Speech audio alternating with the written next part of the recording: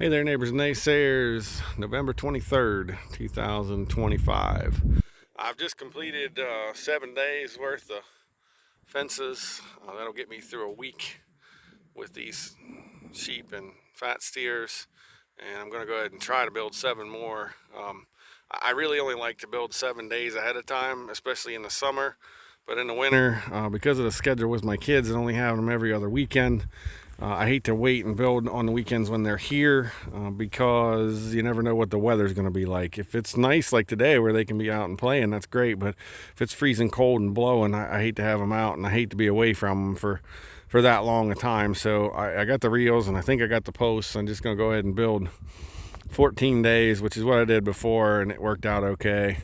We're eating about 0.28, 0.3, 0.25, something like that, acres of stockpile a day, plus around 70 pounds of hay a day, which is great. I don't mind them having a little bit of dry forage in there with as wet as this grass is, and probably as high protein as it is. I don't know. I'm still waiting on a forage sample to come back. I sent it in last Monday. We'll see what it says when it comes back, and I'll share the results with you.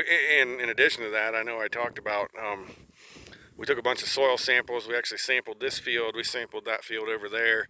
It actually works out that if we do it every 3 years, we go on the by threes. So this is field number 9. That's field number 3, and field number 6 is around the bend there. So we take those fields, and then next year we'll go back to 1, and so on, 1, 4, and whatever it is, or however it works out. 1. Yeah, that's how it would work out. 1, 4, and so on. So we take them every 3 years. But interestingly enough, we sent them in for, it's the first time I've ever done this. We sent them in for a Haney test, which I've done before. And we sent them in for a total digestion test to see what nutrients are in there. We're just not available. We also sent them in for a PLFA test to see what our fungi and bacteria and all that stuff ratio is in the soil. Really excited to get the results back and see where we're at. Because it's wintertime and I'm in the house a lot earlier, I've got time to sort of geek out on some things, and what started down the road of how do we apply things to the hay fields to make them better. Remember, I know that's a broken system. They should be pasture fields that we sometimes mow for hay, but it just can't happen right at the moment. Someday maybe, but not right now. I started out just wondering, what can I do?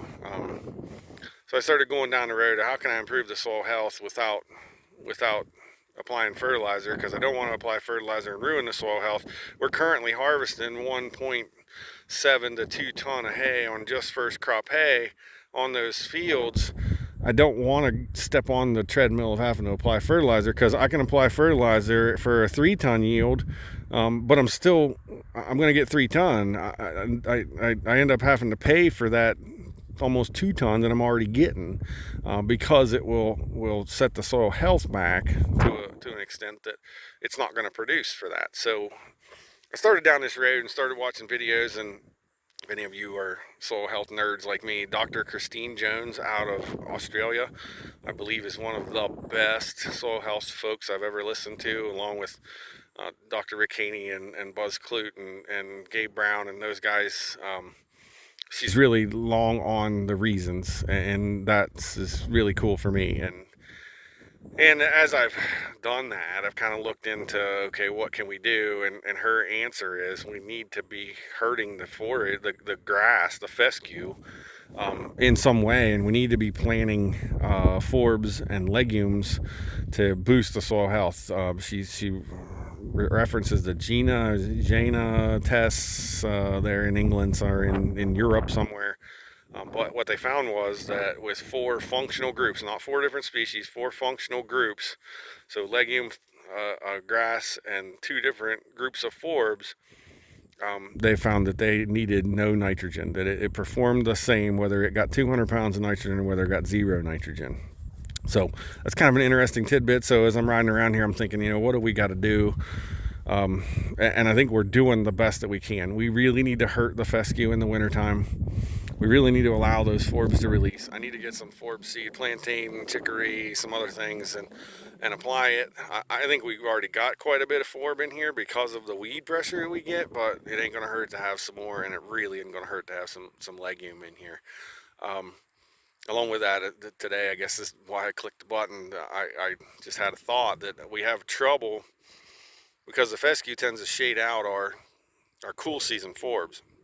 What I really ought to be looking at is cool season or warm season, both legumes and forbs, so that the fescue isn't shading it out as bad as it does in the spring. The competition is the problem in the spring. What we really need is warm season forbs and legumes that will help to compete with the fescue. So when I go home, that's going to be the next research project. But I really think we're doing the right thing here. We can debate on how much forage we should leave. I really think on a third of the farm or half of the farm, really beating this fescue up every fall and winter is probably the right plan. I've struggled and struggled and struggled with how do we do it? How do we do it without herbicide and killing the whole field and starting over? And even if we did that, the fescue is just going to come right back. We'd have to do it season after season after season for a couple of years until we got the fescue seed bank knocked back. This is the way I think we can do it the best. Now we may have to couple this with overgrazing a few fields in the summertime, just in order to allow those forbs to release. And we're really going to have to figure out how to graze for the legumes and the forbs and not for the fescue, and what that's going to look like. So interesting tidbits. It's amazing to sit down and geek out on this stuff when you have the time to figure out. We've always thought that grass is king when it comes to grazing, and it really is.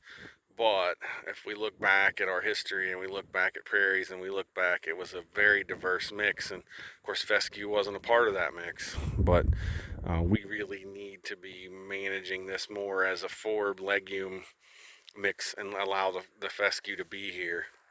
And that's not to say that we won't have the fescue for stockpile grass. The fescue can certainly go ahead and be a lot of our production in the winter and in the spring.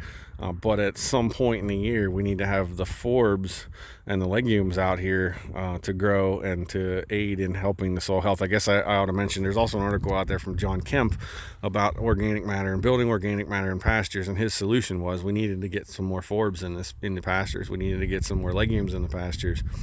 That would help raise our organic matter. And of course, we know we raise our organic matter, we raise all kinds of things: water holding capacity and nutrient holding capacity and nutrient content and all those things. So we really need to be looking. This is an advanced grazer type thing. I mean, I don't expect someone who's moving them every 7 days to get there, but for me, this is where we need to be. We need to be embracing the rough pasture. We need to be embracing getting some forbs out there. And there's not a whole lot of research out there. There's not a whole lot of yield research on forbs, but I think we can really improve our pasture if we add enough legumes and forbs. I used to say I wanted 70% grass. I'm at the point now where 50% grass would be good, and maybe even less than that. Interesting thoughts, interesting to see it go forward, and interesting to have a challenge, and what can we change to make this all work. So with that, I'll say we'll see you next time.